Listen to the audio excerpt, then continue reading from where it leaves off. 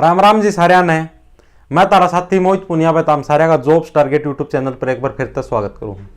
तो भाई के ज्ञान से तारा तो आज आप चर्चा कराएंगे HCS 2021 का बारे में। भाई HCS तारे बहुत घने कमेंट आए थे, ठीक है, और मैसेज भी आए थे। भाई HCS 2021 के बारे में बताओ भाई क्या सिस्टम है, के कुछ सांग बांग है, तो उसका बारे में जानेंगे। कौन फार्म भर सका है, कौन कौन सी बुक इसके लिए उपयोगी है, के एग्जाम पैटर्न होगा इसका खातर, ठीक है, सब कुछ बताया जाएगा।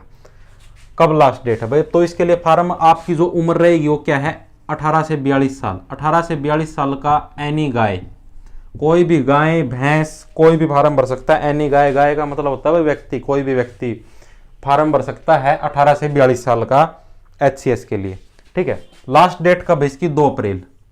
2 अप्रैल इसकी लास्ट डेट है भाई। आज शायद 29 या 30 मार्च होगी है, ठीक है। तो 2 अप्रैल इसकी लास्ट डेट है। जिस भी साथी ने फार्म नहीं भरा वो फार्म भर सकता है जाके। अब आप इसके बारे में जानेंगे, इसके सिलेबस के बारे में, इसके पैटर्न के बारे में।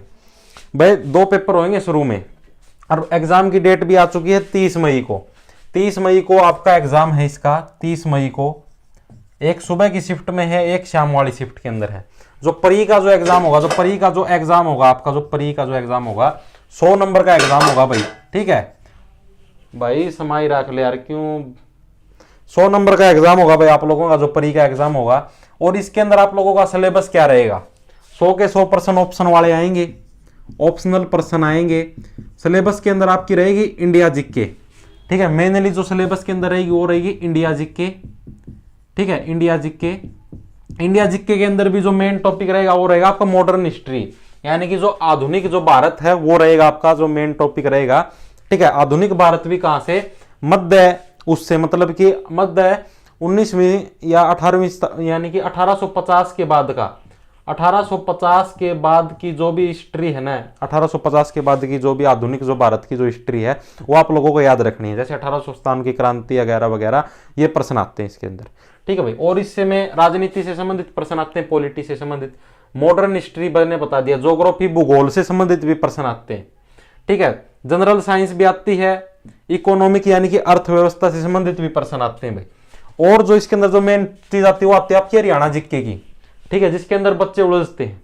हरियाणा जीके है वो आप कहीं से भी कंप्लीट कर सकते हो। आप अरिहंत की किताब भी ले सकते हो, या फिर आप लोग यूट्यूब से भी हरियाणा जीके कवर कर सकते हो, ठीक है। हरियाणा जीके कवर करना कोई ज्यादा बड़ी कहानी को नहीं, आप लोग 1 महीने के अंदर या फिर 15 से 20 दिन के अंदर पूरी हरियाणा जीके को कंप्लीट कर सकते हो। उसके बाद जो हरियाणा जीके के अंदर जो मेन टॉपिक आता है वो आता है हरियाणा करंट अफेयर्स का, ठीक है। हरियाणा करंट अफेयर का है वो मेन टॉपिक आएगा, हरियाणा की जो करंट अफेयर है। और हरियाणा की करंट अफेयर के अंदर भी क्या है, जो हरियाणा की जो योजनाएं हैं ना उनसे संबंधित प्रश्न पूछे जाएंगे, ठीक है। ऑप्शन वाले प्रश्न हैं और योजनाओं से संबंधित प्रश्न पूछे जाएंगे। आप लोग किसी भी यूट्यूब चैनल से आराम से तैयार कर सकते हो हरियाणा की योजनाएं, ठीक है भाई।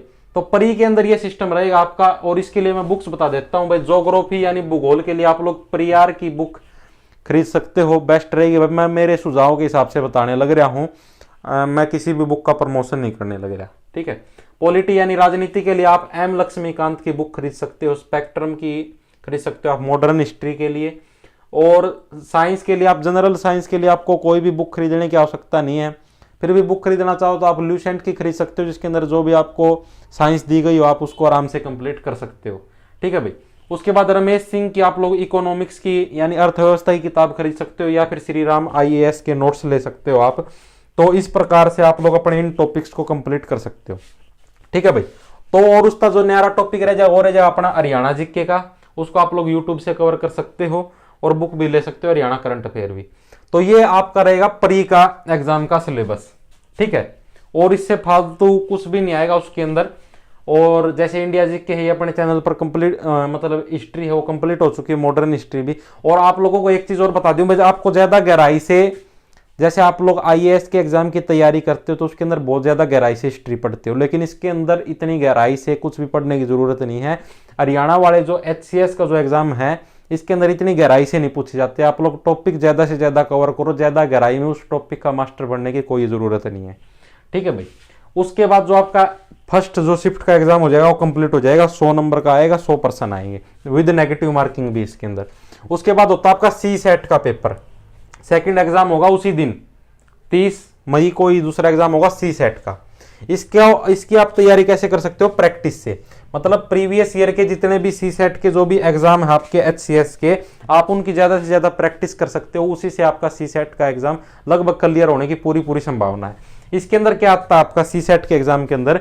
सी सेट के एग्जाम के अंदर आती है आपकी हिंदी इंग्लिश, ठीक है, और आप इसके अंदर जीएस आती है, और 2 आप कोई भी अपनी मर्जी से सब्जेक्ट ले सकते हो, ठीक है। 2 आप ऑप्शनल सब्जेक्ट अपनी मर्जी से कोई भी 2 सब्जेक्ट ले सकते हो, आपकी जो भी इच्छा हो। आपको साइंस आती, साइंस सब्जेक्ट लीजिए, केमिस्ट्री फिजिक्स जो भी है।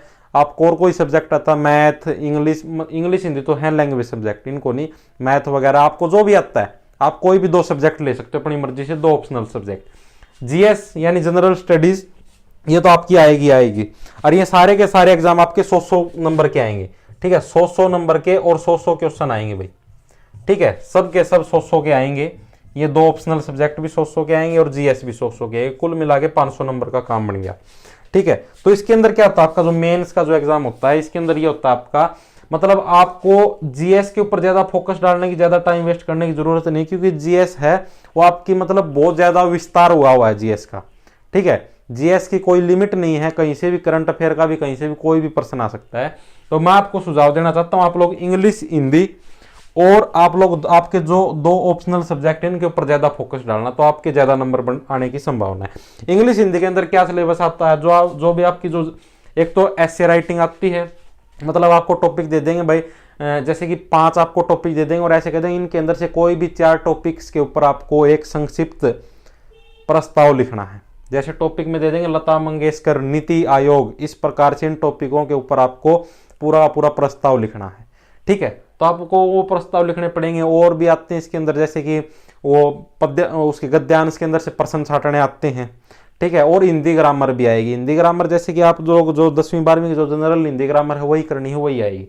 इंग्लिश के अंदर भी सेम रूल है, ठीक है। 2 ऑप्शनल सब्जेक्ट आप अपनी मर्जी से वो सब्जेक्ट लेना जिनकी आप अच्छे से तैयारी कर सको, ठीक है, जिनकी तैयारी करके आप लोग मतलब ज्यादा बेटर स्कोर कर सको। आप लोगों को सिर्फ वही 2 ऑप्शनल सब्जेक्ट लेने, किसी की देखा देखी ऐसे सब्जेक्ट नहीं लेने जिनको आप पढ़ ही ना सको, ठीक है। जीएस आपकी यही रहेगी सेम, बुक्स मैंने आप लोगों को इसकी बता दी है जीएस की, ठीक है। उसके बाद आता है आपका, ये सारे प्रोसेस होने में 2 साल लग जाते हैं, लगभग 2 साल के करीब।